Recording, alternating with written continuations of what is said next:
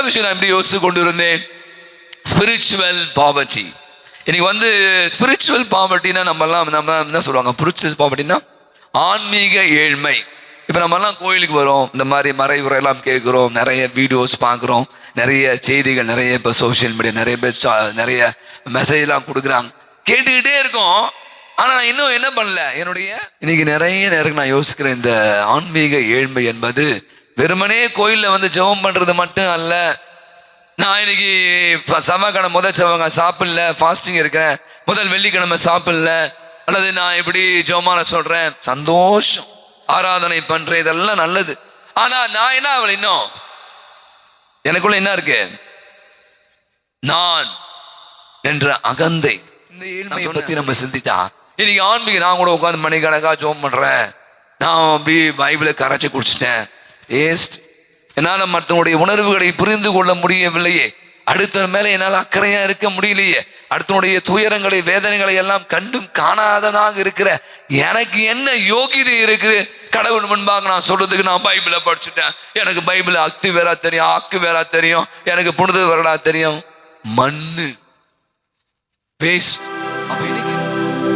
Vijay TV ஒரு தொலைக்காட்சி, தனியார் தொலைக்காட்சி, அதில் ஒரு நிகழ்ச்சி, நிறைய நிகழ்ச்சி இருக்கு, நீயா நானா அப்படி ஒரு நிகழ்ச்சி. சில பல நேரங்களில் பார்த்தீங்கன்னா அந்த கோபிநாத் அவர் வந்து அந்த நிகழ்ச்சி மிக அழகாக, ரொம்ப அழகாக அற்புதமாக தொகுத்து வழங்கும். நிறைய மக்கள் சந்திக்கிற பிரச்சனைகள், குடும்பங்கள், நிறைய ஒவ்வொரு முறை ஒரு கான்செப்ட் எடுத்து அதை வந்து 2 குழுவாக அதில் பற்றி பேசுவார். நிறைய விஷயங்கள்ல நிறைய கருத்துக்கள்லாம் நம்ம செறிவு நிறைந்ததாக இருக்கு, எடுத்துக்கலாம். கடந்த வாரம் நடந்த ஒரு நீயா நானா இப்போ வந்து அதான் வைரலாக போயிட்டு இருக்கு. நீங்கள் பார்த்தீங்கன்னா ஃபேஸ்புக், இன்ஸ்டாகிராம் ரீல்ஸ் எல்லாம் பற்றி போட்டிருக்காங்க. இது டாக்டர்களை பற்றியது. இது நம்ம இன்னைக்கு ரொம்ப அழகான இந்த நாளுடைய தலைப்புக்கு ஒத்து வருவதால நான் அப்படியே கொஞ்சம் எடுத்துக்கிட்டேன். காரைக்குடியில் இருப்பவர் தான் டாக்டர் குமரேசன். அவருடைய அப்பா வந்து சாதாரண ஒரு ஏழை, ஒரு இடத்துல ஒரு வேலை செய்கிறார். ஒரு கஷ்டமான ஒரு குடும்ப சூழ்நிலை பின்னணியிலிருந்து வருகிறார், படித்து மருத்துவராக மாறுகிறார். நீங்கள் சொல்லுங்கள், இங்கே இருக்க எத்தனை பேர் பெற்றோர்லாம் இருக்கீங்க, உங்கள் பசங்களை டாக்டராக படிக்கணும், டாக்டராக படிக்க வைக்கணும் ஆசைப்படுவீங்க. அதுக்கு நிறைய லட்சங்களை இப்போலாம் கோடிகளில் தான் இப்போ கொடுக்க வேண்டியதாக இருக்கிறது. டாக்டர் படித்து முடித்த பிற்பாடு இப்போலாம் சாதாரண எம்பிபிஎஸ்லாம் படித்தா மதிப்பே இல்லை, தெரியல. என்ன பண்ணோம், பிஜி படிக்கணும். எம்பிபிஎஸ் படித்த பிற்பாடு எம்எஸ், எம்டி இது மாதிரி படித்தா தான் ஒரு ஏதாவது ஒரு தனிப்பட்ட வச்சுக்க, இப்போ ஆர்த்தோ அல்லது ஹார்ட்டு இது மாதிரி, இப்போது கேன்சர் இது மாதிரிலாம் நிறைய விஷயம் இருக்குது, அது படிக்கிறாங்க. படித்து முடித்து அதுக்கு நிறைய செலவு பண்ணுவாங்க. நீங்கள் கேட்கலாம், ஏன் இந்த டாக்டர்லாம் இன்னைக்கு இவ்வளோ காசு கேட்குறாங்க? இப்போ மருத்துவமனைக்கு போனாலே மருத்துவமனை 1000 ரூபாய், முதல்லாம் 200 ரூபாய் 100 ரூபாய் ஆச்சு. டாக்டர் இருக்காங்க படித்து கொண்டு 1000 ரூபாய் 800 ரூபாய் 1500, அதுவும் கொஞ்சம் ஃபேமஸான டாக்டர் பெரிய ஹாஸ்பிட்டலில் மல்டி ஸ்பெஷாலிட்டிலாம் போனீங்கன்னா அடி போல. அதுக்கப்புறம் நிறைய டெஸ்ட்டு கிஸ்ட்லாம் சொல்லி உங்கள் கையில் இருக்க மொத்த பணத்தையும் உருடுவாங்க. இதெல்லாம் பண்ணுறாங்க. அப்படி பற்றிலாம் நிறைய விவாதங்கள் வந்து இன்றைக்கி அந்த நீயா நானா போட்டியில் நடந்துச்சு. அப்போ அந்த குமரேசன் நம்ம ரொம்ப உள்ளே போவேன், குமரேசனை பற்றி நான் எடுத்துக்கிறேன். குமரேசன் என்பவரும் ஒரு மருத்துவராக படித்து கை தேர்ந்தவராக இருக்கிறார். இப்போ நான் பல முறை சொல்லியிருக்கேன், எனக்கு இந்த மாதிரி மனிதர்லாம் ரொம்ப பிடிக்கும். ஏன்னா அவர் பேர் வந்து 10 ரூபாய் டாக்டர். அவர் காரைக்குடியில் வந்து வெறுமனே 10 ரூபாய். நான் சொன்னேன் 1000 ரூபாய். இப்போலாம் நீங்கள் சென்னையில் ஒரு டாக்டர்கிட்ட போகணும் அப்படின்னா அப்பாயின்மெண்ட் வாங்கணும், ரொம்ப கன்சல்டேஷன் பண்ணணும், அப்புறமா ஒவ்வொருத்துக்கும் தனித்தனியாக வச்சுருப்பாங்க. இப்போ நீங்கள் வந்து ஹார்ட்டுக்கு போனால் அதுக்கு தனி, அது சுகருக்கு போனால் அப்புறம் அதுக்கு தனி, வேறு எது நிறைய எல்லாம் இருக்குது. உங்களுக்கு தனி நிறைய பிரிவுகள்லாம் இருக்குது. எல்லா டிபார்ட்மெண்ட்டுக்கு ஒரு டாக்டர் இருப்பார். அதுக்கு எடுத்த உடனே 800 ரூபாய் 1000 ரூபாய் வாங்குவாங்க. இவர் நான் சொல்கிறேன், இந்த குமரேசன் வெறும் 10 ரூபாய் வாங்குகிற டாக்டர். நிறைய 10 ரூபாய்னா தெரியல, நிறைய பேர் போவாங்க. ஆகவே ஒரு கை தேர்ந்த ஒரு கைராசியான டாக்டராகவும் அவர் வந்து காரைக்குள்ளே பணியார். அவர் ரொம்ப ஒரு வாய்ஸ் ரொம்ப நல்லா இருந்துச்சு, எனக்கு பிடிச்சிருந்துச்சு. ரொம்ப பந்தா ஒவ்வொரு சீனு பயங்கரமாக சீன்லாம் போகிறாலாம் நிறைய பேர் இருப்பாங்க. டாக்டர்னாலே இங்கிலீஷில் பேசுவாங்க, சில பேர் இங்கிலீஷில் பேசுதான் டாக்டர். ரொம்ப அழகாக தமிழில் பேசுகிறார். அவர் வந்து ஒரு நிகழ்வை குறிப்பிடுகிறார். இந்த நாளில் ரொம்ப எனக்கு பிடிச்சிருந்து எடுத்துட்டேன், அதுவும் வைரலாக போயிட்டுருக்கு. இவருடைய அப்பா வந்து ஒரு பணக்காரர்கிட்ட வேலை செய்கிறார், ஒரு பணக்கார பெண்மணியிடம். அந்த பணக்காரர்கிட்ட ரொம்ப வருஷமாக 30 வருஷமாக வேலை செய்கிறார். அந்த பணக்கார பெண்மணி வந்து இவருடைய பேஷண்ட். யாருடைய பேஷண்ட்? குமரேசனுடைய பேஷண்ட். ஸோ இவங்க வந்து ஒவ்வொரு முறை வர, அவங்களுக்கு தெரியும் சில பேர் டாக்டர்ஸை பிடிச்சிட்டா அவங்க என்ன சொல்லுவாங்கன்னா, எனக்கு ஃபேமிலி டாக்டர் இவர் தான் எனக்கு எல்லாம், அந்த டாக்டர்கிட்ட போனால் தான் நல்லா ஆகும் அப்படின்னு சொல்லி அந்த டாக்டர் தான் வராங்க. அப்போ டாக்டரும் ட்ரீட்மெண்ட்லாம் கொடுத்து, டாக்டர் ஒரு சின்ன ரிக்வெஸ்ட்டு சொல்லுங்கள். டாக்டர் சொன்னார், குமரேசன் சொல்லுங்கள் என்ன விஷயம்? இல்லை, என்கிட்ட ஒருத்தர் வேலை செய்கிறாரு, அவர் வந்து 30 வருஷமாக வேலை செய்கிறாரு, அவருக்கு உடம்பு சரியில்லை. நான் சொன்னேன், நான் ஒரு டாக்டர்கிட்ட போகிறேன், வழக்கமாக அது மாதிரி பண்ண மாட்டாங்க, நம்ம பெரிய டாக்டர் போவோம், நீங்களாம் வந்து எங்கே போனோம், கவர்மெண்ட் ஹாஸ்பிட்டல் போங்க அப்படின்னு சொல்லுவாங்க. ஏன்னா அப்போ இவங்க சொன்னாங்களா, நான் போகிற டாக்டர்கிட்ட நான் உங்களை என்ன பண்ணுறேன், கூட்டிகிட்டு போகிறேன் அப்படின்னு சொல்லிட்டு அவருக்கு கொஞ்சம் ட்ரீட்மெண்ட் பாருங்களேன் அப்படின்ட்டான். நான் சொன்னேன், இதில் என்ன இருக்குது மேம், ஓகே பிரச்சனை, கூப்பிடுங்க. வெள்ளையன், வெள்ளையன் வாங்க உள்ள வாங்க, வெள்ளையன் அப்படின்னாங்களாம். வெள்ளையன் உள்ள வராது. பார்த்தோன்னே குமரேசனை பாரு, டேய் நீ இவங்க யார் தெரியுமாடா, கதை பாருங்களேன் எப்படி மாறுது பாருங்க, ரொம்ப சீனு. இந்த பணக்கார பண்பேடு 30 ஆண்டுகளாக வேலை செய்து கொண்டு இருக்கிறது தான் வெள்ளையன். யாருன்னா நம்ம டாக்டருடைய அப்பா. இந்த அம்மா அவரை வெள்ளையன், வெள்ளையன் வாங்க உள்ள வாங்க, உள்ள வாங்க, டாக்டர்கிட்ட கூட்டு போறோம் வாங்க அப்படின்ட்டாங்க. வெள்ளையன் பார்க்குறாரு, அவங்க பையன் தான் டாக்டர்னு தெரியும், பட் அவரை காட்டிக்கல தான். பாருங்க எப்படி மனநிலை பாருங்களேன். இவர் சொல்லியிருக்கலாம், நான் யோசிச்சதுக்கு அப்புறமா சொல்றேன். பார்த்தோனையும் டாக்டர் இவர் தான் டாக்டர். அவங்க பேசவே இல்லை. இவரு, டேய் குமரேசா, மேம் கிட்ட கொஞ்சம் இது விஷ் பண்ணி அவங்ககிட்ட இது பண்ணு. இவங்க தான் இல்லை வந்தோடனே டக்குன்னு என்னை வந்து வீட்டில் வந்து அப்பா வந்து குமரான்னு கூப்பிடுவார், குமரேசன் ஆனால் குமரான்னு கூப்பிடுவார். அப்போ டக்குன்னு டே குமரா அம்மா காலில் விழுடா, அம்மா காலில் விழுடா அப்படின்னு. அது எங்கள் அப்பா வந்து இந்த சாப்பாடு எடுத்துகிட்டு வந்திருக்காரு. அன்றைக்கி அந்த ஒரு நல்ல தருணம் வந்து எனக்கு வாழ்க்கையிலே மறக்க முடியாத ஒரு மிகப்பெரிய தருணம். அந்த அம்மா சொன்னது, அந்த அம்மா வீட்டில் வேலை பார்த்ததே எங்கள் அப்பா 30 வருஷத்துக்கு முன்னாடி. என்ன நடக்குதுன்னே புரியல. நான் பேச புரியுதா? அந்த அம்மாவுக்கு ஒன்றும் புரியவே இல்லை. வெள்ளையன் யாரு, உங்க மகனா? ஆமாம்மா, என் பையன் தான்மா, அவன் என் பையன் தான், டாக்டரா இருக்காம்மா. இங்க அவர் அழகாய் சொல்றார், வெள்ளையன் எங்க அப்பா பேரை ஒரு வேலைக்கார மாதிரி கூப்பிட்டாங்க. ஆனா எங்க அப்பா என்ன சொன்னாரு, டாக்டர் சொன்னாரா? குமரேசா அந்த அம்மா கிட்ட முட்டுக்கால் போட்டு ஆசிர்வாங்கடா, அவங்க தாண்டா. நீங்க நான் இந்த காட்சி இப்படி என் முன்பாக கொண்டு வருகிறேன். இந்த அப்பா சொல்லியிருக்கலாம்ல அவங்க அம்மா கிட்ட போயிட்டு, என் பையன் டாக்டர், நீங்க ஏன் யாரையாட்ட போறீங்க, என் பையன்கிட்ட கூட்டு போவேனா சொல்லிக்கலாமா இல்லையா? இல்ல அங்க வந்திருக்காரு, அவருக்கு தெரியாம இருக்குமா அவங்க பையனை குமரேசன் தெரியாதா? மேம் நீங்க அம்மா நீங்க போறீங்களே, அவர் தான் என் பையன், உள்ள இருக்காரு, அதான் என் பையன், 10 ரூபாய் டாக்டர், கை ராசி டாக்டர் என்று என்ன பண்ணிக்கலாம்? பெருமை பீத்திருக்கலாமா இல்லையா? பெருமை பாராட்டிக்கலாம். நீங்க பாருங்களேன் எப்படியான ஒரு மனநிலை. இது முதல் காட்சி உங்கள் கண் முன்பாக நான் வைக்கிறேன். நான் 2 வாரங்களுக்கு முன்பாக ஒரு அம்மாவை பத்தி பேசினேன், மறந்து போயிரு. பத்மா அப்படி ஒரு ஆளு, டி நகர்ல வண்டிக்காரன் தெருல துப்புரவு பணியாளர் 45 சவரன் நகை எடுத்து கொடுத்தாங்க. அப்புறம் அதை பத்தி நான் போன வாரம் 2 வாரம் சொன்ன நினைக்கிறேன், கவனிச்சிங்களா? நேற்று தினம் நீங்க பாத்தீங்களா, அந்த அம்மாவுக்கு ஸ்டாம்ப், தபால் தலை, அவங்கள கூப்பிட்டு வச்சு அவங்களுக்கு வந்து அவங்க போட்டோவை, இப்போ வழக்கமா யார் பேர் தபால் தலை போடும், யாரும் தபால்லாம் ஒட்டுறது இல்லை, பெரிய பெரிய அரசியல்வாதிகள் அல்லது தியாகிகள், பெரிய வீரர்கள், அவங்க பேர் தான் தபால் தலையில் ஒட்டுவாங்க. நீங்க பாருங்களேன், இந்த அந்த அம்மா பூரிப்பு. அந்த அம்மாவை பார்க்கும்போது அவ்வளவு சந்தோஷம். அது சாதாரண ஒரு ஏழையான ஒரு தூய்மை பணியாளர். ஆனா அவங்க பேரை வந்து தபால் தலை, எம்ப பேர்லாம் வருமா? நம்ம நினைச்சா கூட வர முடியாது. இந்த 2 நிகழ்வுகளை நான் வந்து இன்னைக்கு ரொம்ப அழகாக உங்களோடு பகிர்ந்து கொள்ள. ஏன் வந்து ஆண்டவர் எப்ப பாரு ஏழை ஏழை ஏழைகளே நீங்கள் பேறு பெற்றவர்கள், ஏழை உள்ளத்தோர் பேறு பெற்றோர். அப்ப நான் பணக்காரனா ரொம்ப கெட்டவனா? நீங்க சொல்லலாம் ஃபாதர், நாங்களும் எவ்வளவு பேருக்கு உழைக்கிறோம் ஃபாதர். இந்த கான்ட்ராஸ்ட், ஒரு முரண்பாடு இருப்பது என்னால சொல்லு. இப்போ நிறைய பேர் நீங்க மைண்ட் வாய்ஸ் ரீட் பண்றேன், நான் உழைக்கிறேன், நான் சம்பாதிக்கிறேன், நான் கார் வாங்குறேன், நான் பங்களா வாங்குறேன், நான் நகை போட்டிருக்கேன். நான் கடந்த வாரம் வந்து நாகர்கோயிலில் ஒரு திருமணம் கன்னியாகுமரி போயிருந்தேன். கோச்சிக்காதீங்கண்ணா ப்ளீஸ். அப்படி பயந்துட்டேன், நான் பயந்துட்டேன். ஏன் அப்படியே ஜல ஆள் மூஞ்சி கருப்பா தான் இருக்கு. பாவம் அந்த வீட்டுக்காரெல்லாம் பார்த்தா ரொம்ப கஷ்டமா இருக்காரு. விளையாட சொல்றேன், கோச்சிக்காதீங்க. ஒரே நகை, நானும் அந்த கூட்டம், செம்ம கூட்டம், ஒரு 1500 பேர் வந்திருப்பாங்க அந்த கல்யாணத்துக்கு. அப்படியே போல அடி போல அவங்க போட்ட ட்ரெஸ். நானும் இப்படி உட்காந்து யோசிச்சேன், சந்தோஷம். நான் வந்து இதை குறையாகலாம் சொல்ல, தப்பாஞ்சுக்காங்க. அப்புறம் என் கூட ஓடுது ஒரு சிந்தனை, இப்ப இவங்கெல்லாம் ஏன் நகையை போட்டு ஒரு நிறைய பேர் நான் கேட்பேன். அவங்க ஃபாதர் நாங்க காட்டணும்ல, யாரு நாங்க, யாரு நாங்க, என்ன வெறும் தம்மத்தேண்டி செயினை போட்டு போக சொல்றீங்களா? அவ போட்டுன்னு வருவேன், அவர் போட்டுன்னு வருவாரு, அங்க ஒருத்தர் போட்டுன்னு வந்தார் நிறைய பிரேஸ்லெட்டு, 4 மோந்திரம் போட்டு சும்மா அப்படியே பார்த்தா பயமாச்சு எனக்கு. அதுவே இப்ப தங்க விலை 1,30,000 ஆயிடுச்சாம். அப்படியா? யார் எதை பாக்குறாங்களோ இல்லையோ டெய்லி ஒன்றும் பாக்குறாங்க எல்லாரும். என்னது?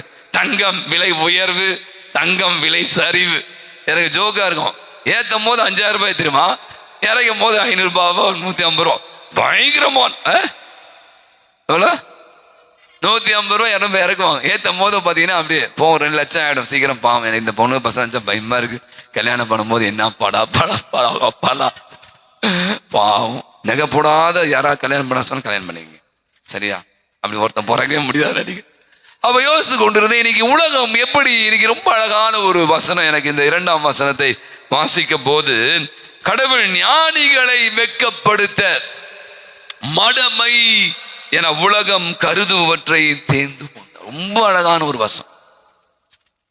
அப்ப இந்த கான்ட்ராஸ்ட் நான் சொன்னேன். இன்னைக்கு முரண்பாடு நீங்கெல்லாம் சொல்றீங்க, உங்க மனதுல ஓடிக்கொண்டிருக்கேன். ஃபாதர் என்ன ஃபாதர், ஏழை பணக்காரன் எல்லாருமே யார்கிட்ட ஃபாதர் காசு இல்லை, நீங்க சொல்றீங்க நகைலாம் போறோம், நாங்கன்னா திருடினா வரோம், நாங்க உழைக்கிறோம், நாங்க கஷ்டப்படுறோம், எங்க உழைப்பினுடைய விளைவு தானே நாங்க இந்த நகை வாங்குறது, இடம் வாங்குறது, வீடு கட்டுறது, இதெல்லாம் தப்பு இல்லையே.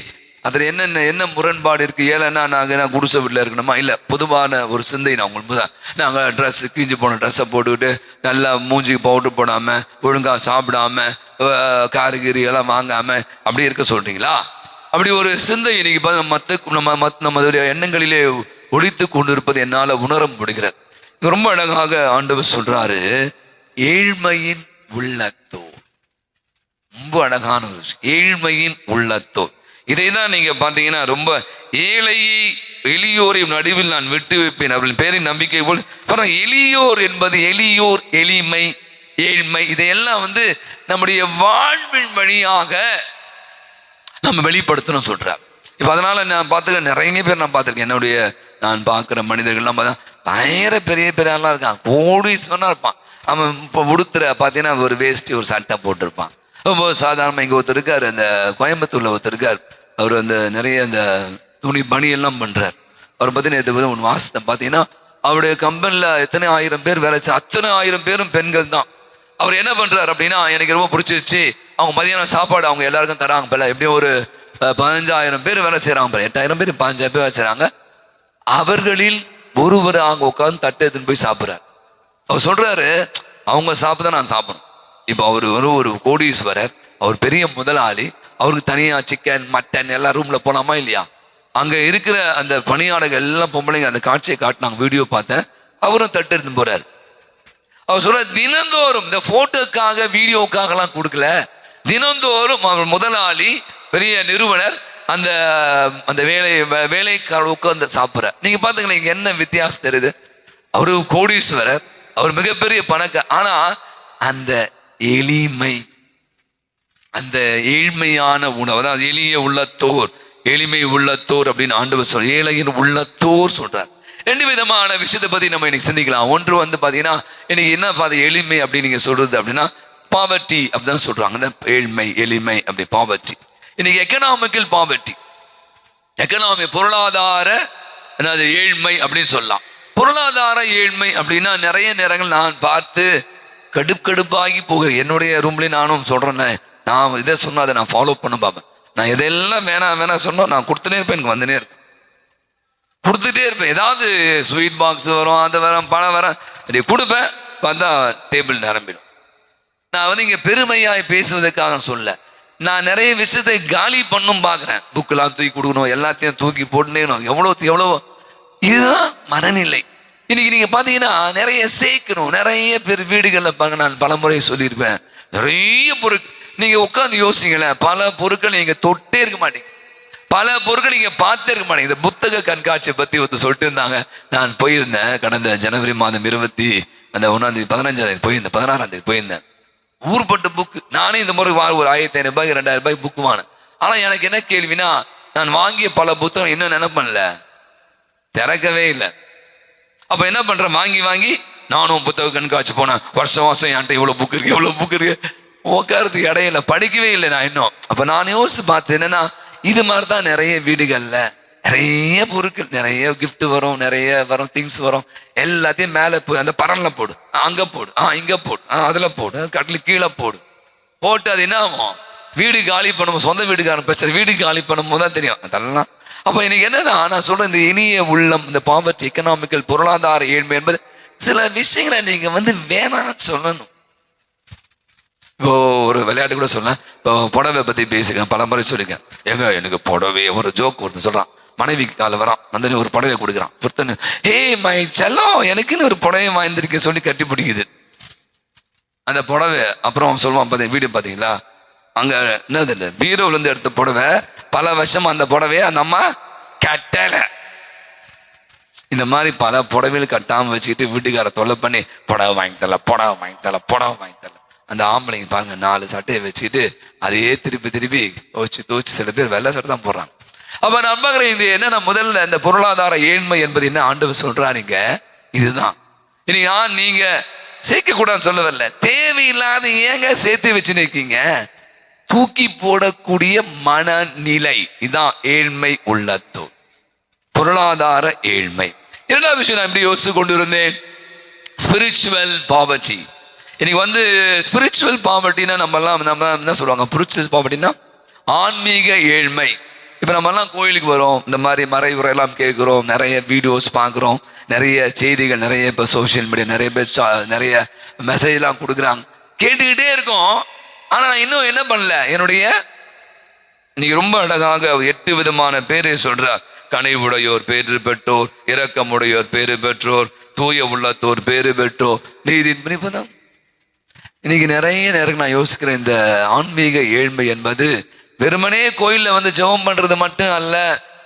நான் இன்னைக்கு செவ்வாய்க்கிழமை முதல் செவ்வாய்க்கிழமை சாப்பிடல, ஃபாஸ்டிங் இருக்கிறேன், முதல் வெள்ளிக்கிழமை சாப்பிடல, அல்லது நான் இப்படி ஜெபமான சொல்றேன், சந்தோஷம், ஆராதனை பண்றேன், இதெல்லாம் நல்லது. ஆனா நான் என்ன அவள் இன்னும் எனக்குள்ள என்ன இருக்கு, நான் என்ற அகந்தை. நான் சொன்னேன், பெரிய படி படிச்சிட்டாரு, ஐயோ அவரை கையாலே பிடிக்க முடியாது, அவரு பயங்கரமான ஆளு. இப்ப நமக்குள்ள இந்த மாதிரி எண்ணங்கள்லாம் வரும்போது எங்கே ஏழ்மை இருக்கிறது, ஆன்மீக ஏழ்மை இல்லையே. நான் கடவுள் முன்பாக அந்த பெரிய பரிசெயனை போல, ஆண்டவரே நான் வாரத்தில் 2 நாள் நோன்பு இருக்கிறேன், நான் 10ல் ஒரு பகுதியை காணிக்க கொடுக்குறேன், நான் அவனை போல இல்லை, நான் இவனை போல இல்லை, அடி. ஆண்டவர் சொல்றாரு, அவன் என்ன பண்ண, அங்க இருந்து, ஆண்டவரே நான் பாவி, என்னை மன்னி, நான் பாவி என் மீது. இதுதான் இன்னைக்கு நான் யோசிச்சு பார்த்தேன், இந்த ஏழ்மையை பத்தி நம்ம சிந்திச்சா. இன்னைக்கு ஆன்மீக நான் கூட உட்காந்து மணிக்கணக்கா ஜெபம் பண்றேன், நான் அப்படி பைபிளை கரைச்சி குடிச்சிட்டேன், ஏஸ்ட். என்னால் மற்றவங்களுடைய உணர்வுகளை புரிந்து கொள்ள முடியவில்லையே, அடுத்த மேல என்னால் அக்கறையா இருக்க முடியலையே, அடுத்தனுடைய துயரங்களை வேதனைகளை எல்லாம் கண்டும் காணாதனாக இருக்கிற எனக்கு என்ன யோகிதை இருக்குது கடவுள் முன்பாக நான் சொல்றதுக்கு? நான் பைபிளை படிச்சுட்டேன், எனக்கு பைபிள் அக்தி வேறா தெரியும், ஆக்கு வேறா தெரியும், எனக்கு புனித வேறா தெரியும், மண்ணு வேஸ்ட். அப்ப இன்னைக்கு ரொம்ப அழகா நான் சொன்னேன், இன்னைக்கு முதல் முன்னுரை இது ஒரு சவால். அவங்க வாசிக்கும் போது எச்சரிக்கைன்னு சொன்னாங்க. செப்பனியா ரொம்ப அழகா சொல்றாரு. அப்ப யோசிச்சு பண்ணுங்க, செப்பனியா கூட ரொம்ப அழகா சொல்றாரு, மன தாழ்மையை தேடுங்கள், மன தாழ்மையை தேடுங்கள் சொல்ற. அப்ப இன்னைக்கு நான் சொன்ன இந்த முதல் பகுதி பொருளாதார ஏழ்மை, ஆன்மீக ஏழ்மை. உடனே நாளைக்கே போய் ஃபாதர் நான் எல்லாத்தையும் விட்டுட்டு முற்றும் துறந்த முனிவர் ஆயிடுறேன், நான் இனி எதுவும் பண்ண அப்படிலாம் கிடையாது. அது பைத்தியக்காரத்தனம். எனக்கு இது தேவையில்லைங்க. நீங்க நான் சொல்வேன், நிறைய நோ சொல்லணுங்க, யாரோ கொடுப்பாங்க, வேறங்க என்கிட்ட போதும் இருக்கு, என்கிட்ட எனக்கு தேவையில்லை. நிறைய பேர் சொன்னா என்கிட்ட என்ன ஃபாதர் வேணும் உங்களுக்கு, எது எனக்கு எதுவுமே வேணாம், என்கிட்ட நிறைய இருக்கு, நானே கொடுத்துட்டே இருக்கேன். பாத்தீங்கன்னா இது வேண்டாம் என்று சொல்லக்கூடிய விஷயம். அதே மாதிரி நான் எவ்வளவுக்கு ஆன்மீகத்துல மூழ்கி போகணும், அவ்வளவுக்கு அளவு என்னை நான் என்ன பண்ண, ரொம்ப தாழ்த்தணும். கடவுள் முன்பாக உங்களை தாழ்த்துங்கள், அவர் உங்களை உயர்த்துவார். 2வது விஷயத்தை நான் கூட யோசிச்சு பார்த்தேன். இன்னைக்கு ரொம்ப 2ஆம் வாசகம் போயிடலாம். இந்த உலகம் ஞானிகளை வெட்கப்படுத்த எது வழி? எது ஆண்டவர் சொல்ற, நீங்க என்ன நினைக்கிறீங்க? மனித கணிப்பின்படி உங்களுடைய ஞானிகள் எத்தனை பேர் சொல்லுங்க, எத்தனை ஞானிகள்? வலியோர் எத்தனை பேர்? உயர்குடியினர் எத்தனை பேர்? நீங்க ஞானிகளை வெட்கப்படுத்த கடவுள் என்ன பண்றாரா, மடமை என உலகம் கருதுபவற்றை தேர்ந்து கொண்டால், வலியோரை வெட்கப்படுத்த வலுவற்றவரை உலகம் கருதுபவற்றை தேர்ந்து கொண்டால், உலகம் ஒரு பொருட்டு கருதுபவற்றை என்ன பண்ணா, அதை விட தாழ்ந்ததாக ஆண்டவர் வசனம் ரொம்ப அழகாக சொல்லுது, இகழ்ந்ததாக ஆண்டவர் என்ன பண்ணார், யார் கருதுறாங்களோ அவங்க தேர்ந்து. நான் இன்னைக்கு யோசிச்சு கூட, இன்னைக்கு மடமையை தான் ஆண்டவர் மணிமுடியாக சூட்டுகிறார். பெப்பத்துவா அப்படின்னு சொல்லிட்டு ஒரு அம்மாவை பத்தி வாசித்தேன். பெப்பத்துவா ஃபெலிசிட்டா, இவங்களை பத்தி நீங்க வாசிக்கணும். 7ஆம் தேதி வரும் நினைக்கிற ஒரு நாள். 2 பேருமே புனிதர்களாக மாறினீங்க. எப்படியெல்லாம் இருக்காங்க என்பதை நான் இந்த இடத்துல உங்களுக்கு பதிவு செய்த புனிதர்களை பத்தி கத்தோலிக்க திருவையில பெப்பத்துவா என்பவர் யாருன்னா, ஒரு கர்ப்பிணி பெண்ணாக ஒரு குழந்தை பெற்றெடுக்கிற ஒரு குழந்தைக்கு தாயாக இருக்கிறார். அவங்க ரோமையில் இருக்காங்க. நான் சொன்னது தொடக்க காலம். அப்போ இப்போ எப்படி இப்போ கிறிஸ்துவன் அப்படின்னா இல்லை, கிறிஸ்துவ மதம்லாம் கிடையாது, அங்கே இருக்கிற ரோமிய மதத்தை தான் ஏற்றுக்கொள்ளும் பண்ணி. அப்போ இவங்க அரசன் முன்பாக கொண்டு வருகிறாங்க. அப்போ கேட்குறாங்க, நீ கிறிஸ்துவ ஏற்றுக்கொள்ள மறுக்கணும் சொல்கிறாங்க. அப்போ அவங்க சொல்கிறாங்க, அமைதியாக இருக்காங்க. அவங்க அப்பா பக்கத்தில் இருக்காரு. எம்மா, வயிற்றுல புள்ளைய சுமந்து இருக்குமா, தயவு செய்து உனக்காக இல்லைன்னா கூட பரவாயில்லம்மா, அந்த பிள்ளைக்காக இந்த ஆண்டவரை நீ என்ன பண்ணு, மறுதளிச்சிரு. ஆண்டவர் பெப்பத்துவ ரொம்ப அழகா, நான் இயேசுவை ஏற்றுக்கொண்டேன், ஒரு நாளும் அவரை நான் மறுதளிக்க மாட்டேன். முடிஞ்சது. நீங்க பாத்தீங்கன்னா அவங்களுடைய வாழ்க்கையில சொல்றாங்க, விலங்கு நிறைய விலங்குகள் இருக்கிற அந்த இடத்துல தூக்கி போடுறாங்க. அதை பற்றி நான் வாசித்தேன். திருப்பாடல்களை பாடி கொண்டிருக்கிறாங்க. அவருடைய வயிற்றில் இருந்த குழந்தையோடு கடித்து குதறி அவருடைய மறைசாட்சியம் மறு. நீங்க என்ன சொல்லலாம், ஃபாதர் என்ன ஃபாதர், பைத்தியக்கார பொம்பளை ஃபாதர், அந்த பெப்பத்துவா பலிசிட்டன் மென்டல் ஃபாதர், பொழைக்க தெரியாத பாருங்க. இன்னைக்கு உலகம் மடமை என கருதுவதை, இந்த உலகம் வலியோர் பெரிய ஆள் அப்படின்னு நினைக்கிறீங்க பாத்தீங்களா, அவங்கள தான் இன்னைக்கு நீங்க அப்படி நினைச்சவங்க தான் இன்னைக்கு பெரிய புரிதராக்கா. இன்னைக்கு பாத்தீங்கன்னா அவங்களாம் இன்னைக்கு உலகம் திரு அவை தூக்கி வைத்து உங்கள் முன்பாக நம்மெல்லாம் பொழைக்க தெரியாது, உங்க மத்தவங்க முன்பாக ஆனா இகழ்போரை வலுவற்றவரை. இந்த நீலகண்டம் பிள்ளையை பத்தி நான் வாசித்தேன், உங்களுக்கு தெரியும் நினைக்க. அதை பத்தி நான் நிறைய பேசுவேன். நிறைய பேர் தேவசகாய் மிகப்பெரிய ஒரு போஸ்டர் இருக்கு. அதை பத்தி நான் கடந்த முறை நான் நாகர்கோவில் போய் கன்னியாகுமரி ஃபுல்லா பார்த்துட்டேன். தேவசகாயத்தை எல்லாம் அக்கு வேற ஆணை வேற முடிச்சிட்டேன். அவர் எங்க வாழ்ந்தார், என்ன பண்ணார், எந்தெந்த இடத்துல இருந்த நட்டாலும் கிட்டாலும் கருங்கல் எல்லாத்தையும் பார்த்துட்டு வந்துட்டேன். எனக்கு பெருமையா இருக்கு. ஏன்னா ஒரு நம்மளே ஒருவராக பார்த்தீங்கன்னா அவருடைய வாழ்க்கை அவரால் சித்தரிக்கிறாங்க. மிகப்பெரிய ஒரு ஆளு, பெரிய அந்த ஆங்கிலேயரிடம் வேலை செய்யறார், நல்ல கை நிறைய சம்பளம், பெரிய போஸ்ட் எல்லாம் தொடப்படுகிறார். அவர் அப்படியே அங்க மாறுகிறார். நாயர் இனத்தை சேர்ந்தவராக இருக்கிறார், மிக சமூகத்தை மேயர். பார்த்தீங்கன்னா இயேசுவை ஏற்றுக்கொள்கிறார், மறுதளிக்க மறுக்கிறார். அதை பத்தி வாசிங்க, செம்ம அடி. அவருக்கு ஜெயிலில் போய் அடிக்கிறாங்க. அவரை நிறைய மிளகாத்தூள் மூக்குல போட்டு அடி பொலைய. அதுக்கப்புறம் அவரை கழுதுமில் உட்கார வச்சு அவரை அசிங்கப்படுத்துறாங்க. நீங்க பாத்தீங்கன்னா இதெல்லாம் யோசிங்களேன். இது என்ன புனைக்க தெரியாத ஏங்க, எவ்வளவு பெரிய போஸ்ட் இருக்கு. அது மிக உயர்ந்த ஒரு குடி. அவர் கவர்மெண்ட் சர்வெண்ட். அதுவும் 2வது அந்த காலத்தெல்லாம் ஆங்கிலேயருக்கு வந்தாலே உங்களுக்கு தனி மதிப்பு, தனி கவனம். அதையெல்லாம் துச்சமென துறந்த ஒரு மனிதராக அதனுடைய விளைவு வேதனைகள், அவமானங்கள், நிறைய இக்கட்டான பேசுகள், உடல் ரீதியாக மன ரீதியாக நிறைய வலிகளை சந்திக்க. இன்னைக்கு வசனம் அவங்க தான் இன்னைக்கு நம்ம என்ன பண்றோம், பொதுநிலையுடைய பாதுகாவலர். இன்னைக்கு அழகான இந்த வசனம் எல்லாம் கேட்டு இருக்கும், நிறைய விஷயங்களை பேசி கொண்டிருக்கும். இன்னைக்கு உங்களுக்கும் எனக்கும் ஆண்டு எடுக்கிற ஒரு சவால். நீங்க அப்படியான ஒரு ஏழ்மை உள்ளத்தோடு வாழக்கூடியவளாக நான் மாற முடியுமா? 8 விதமான பேரு பெற்றோரை பற்றி வாசித்தோம். இறக்க முடியும், அமைதியோட கனி.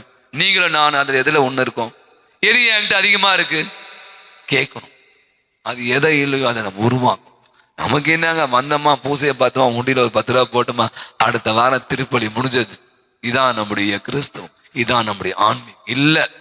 ஒவ்வொரு முறையும் இந்த வார்த்தை இங்கு வாசிக்கப்படுகிற போது, ஒவ்வொரு முறையும் இந்த மறையுறலாம் நம் நெஞ்சத்தை ஊடுருவணும். நான் யோசிக்கணும், இன்னைக்கு இந்த நகைகள் எனக்கு அது முக்கியம், பொருட்கள் முக்கியம், இதெல்லாம் ஒன்றும் பண்ண முடியாது. இந்த அஜித் பவாரை பத்தி பேச முடிச்சிடறேன் டக்குன்னு. மகாராஷ்டிரனுடைய துணை முதல்வராக இருந்தவர் அஜித் பவாரை பத்தி ஒரு பெரிய வரலாறுலாம் வாசித்திருப்பீங்க. பயங்கரமான பல ஆயிரம் கோடிகளுக்கு அதிபதியாக இருந்திருக்கிறார், துணை முதல்வராக இருக்கிறார். போனாரு ஃப்ளைட்ல, நினைச்சேன் பாங்கல அந்த ஃப்ளைட்டை போன செத்துட்டான். எனக்கு ரொம்ப வருத்தம் தடக்கூடிய விசிறுவா. நேற்று தினம் பாக்குறேன், செத்து ஒரு நாள் தான் ஆச்சு. நேற்று தான் தகனம் பண்ண, நேற்று முன்னாடி பண்ணாங்க. Power clash. யார் தம்மா? அந்த அம்மாவை பாக்குறேன், யார் அவன் பொண்டாட்டி. வீட்டுக்கார செத்துட்டா சொல்லிட்டு நீங்களாம் என்ன பண்ணுவீங்க, ஒரு வாரம் அழுவீங்க, 10 நாள் அழுவீங்க. போய் கையெழுத்து போறான் துணை முதல்வர். எங்க போயிட்டு இருக்கோம் நம்ம? பார்த்தீங்கன்னா இந்த பவர், இந்த பதவி, இந்த பட்டம் ஒண்ணுமெல்லாம் போயிட்டு இருந்தாலும் எத்தனை கோடிகளுக்கு அதிபதி, எவ்வளோ எங்க சொத்து வச்சுக்கான்னு தெரியாது, அப்படின்றதுக்குள்ள அவ்வளவுதான் கறிக்கட்டையாய் போயிட்டான். நான் யோசிச்சு கொண்டு, இதுதான் இன்னைக்கு நமக்கான சிந்தனை. நீங்க நிறைய பேர் இதை யோசிக்கணும். நான் வந்து யாரும் குறையா சொல்ல, அந்த ஆள் அஜித் பவர் நினைச்சிருப்பானா அடுத்து அவன் முதல்வர் ஆகணும்னு சொல்லிட்டு ட்ரை பண்ணிட்டுங்க. நிறைய போட்டி பயங்க, எத்தனை முறையே துணை முதல்வராக இருந்திருக்கான், நிறைய விஷயங்கள்லாம் இருந்திருக்கான், பெரிய பெரிய பதவியில் இருந்திருக்கான். ஒரு ஃபிராக்ஷன் ஆஃப் செகண்ட்ல அந்த கறிக்கட்டையாக அந்த விமானம் எரிந்து நொறுங்கி போகிறது. அடுத்து வருது பாருங்க அவன் பொண்டாட்டி மற்றவங்க, எப்ப அண்ணன் எடாப்பா சாமா தின்ன எப்படா காலியாகும். இதுதான் உலகம். நீங்களும் நானும் மாற்று சிந்தனைவாதிகள். ஆண்டவர் சொல்றான், மடமை, வெறுப்பு, அதெல்லாம் இந்த உலகம் கருதுனா நீங்க நாம அதை தேடி அப்படி தேடி போகக்கூட அப்படியான உள்ளத்தை இன்னைக்கு வளர்த்து கொள்ளக்கூடியவர்களாக மாற அருள் வேண்டுவோம். ஆமென்.